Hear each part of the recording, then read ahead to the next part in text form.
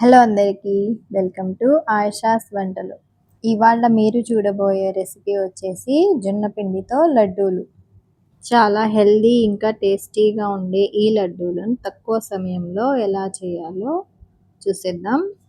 ముందుగా స్టవ్ మీద ఒక పాన్ పెట్టి దానిలోకి 1 కప్పు పల్లీలు వేసుకుని సన్నని మంట మీద ఫ్రై చేసుకోవాలి.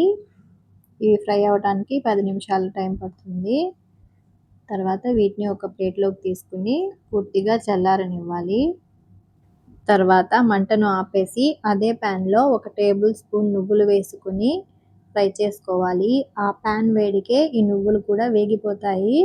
వీటిని కూడా ఒక ప్లేట్లోకి తీసుకుని పూర్తిగా చల్లారనివ్వాలి. ఇప్పుడు స్టవ్ ఆన్ చేసి 1 టేబుల్ స్పూన్ నెయ్యి వేసుకుని కొన్ని జీడిపప్పు అలాగే బాదం పప్పులను సన్నగా కట్ చేసుకుని వేసుకోవాలి. వీటిని కూడా 2 నిమిషాల పాటు ఫ్రై చేసుకోవాలి. ఇవి ఆప్షనల్ మాత్రమే. ఇవి లడ్డు తింటూ ఉంటే మధ్య మధ్యలో పలుకులు తగులుతూ ఉంటే చాలా బాగుంటాయి. ఇప్పుడు అదే నెయ్యిలో 1 కప్పు జొన్న పిండిని వేసుకోవాలి. దీనిని లో ఫ్లేమ్లో దీని రంగు మారి కమ్మటి వాసన వచ్చే వరకు ఫ్రై చేసుకోవాలి.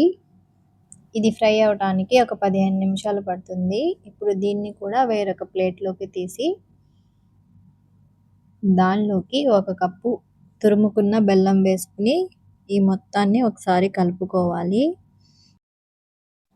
ఇప్పుడు దీన్ని మిక్సీ జార్లో వేసుకుని మెత్తగా మిక్సీ పట్టుకోవాలి. నేను 2 సార్లు వేసుకున్నాను. రెండోసారి వేసుకున్న దానిలో మంచి ఫ్లేవర్ కోసం 2 యాలకులు వేసి మెత్తగా మిక్సీ పట్టుకున్నాను. ఇప్పుడు ఈ మొత్తాన్ని ఒకసారి బాగా కలుపుకోవాలి. తర్వాత అదే మిక్సర్ జార్లో మనం వేయించి పెట్టుకున్న పల్లీలు అలాగే నువ్వులు వేసుకుని కొంచెం బరకగా మిక్సీ పట్టుకోవాలి. చూసారా, ఇలా కొంచెం బరకగా ఉండాలి. ఇప్పుడు దీనిని కూడా ఈ జొన్న పిండిలో వేసుకోవాలి.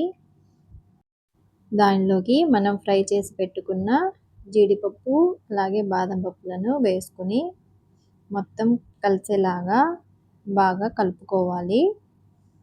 ఇప్పుడు వీటిని ఇలాగే లడ్డూలు చేసుకోవచ్చు.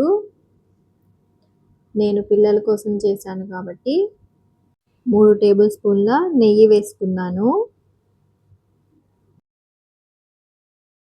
నెయ్యి వేసుకోవడం వలన ఇవి ఇంకా రుచిగా ఉంటాయి. ఇప్పుడు ఈ మొత్తాన్ని బాగా కలిపేసి మనకు ఇష్టం వచ్చిన సైజులో లడ్డూలు చుట్టుకోవడమే. అంతేనండి, జొన్న పిండి లడ్డూలు రెడీ అయిపోతాయి. చాలా సింపుల్గా చేసుకోవచ్చు కదా. అయితే మీరు కూడా రేపే ఈ రెసిపీని ట్రై చేసి దీని టేస్ట్ ఎలా ఉందో నాకు కామెంట్స్లో చెప్పండి. ఈ వీడియో నచ్చినట్లయితే ఒక చిన్న లైక్ చేయండి. అలాగే మీ ఫ్రెండ్స్ అండ్ ఫ్యామిలీస్కి షేర్ చేయండి. ఇలాంటి మరిన్ని మంచి మంచి రెసిపీస్ కోసం మన ఛానల్ని సబ్స్క్రైబ్ చేసుకోండి. Thanks for watching. బాయ్ అండి.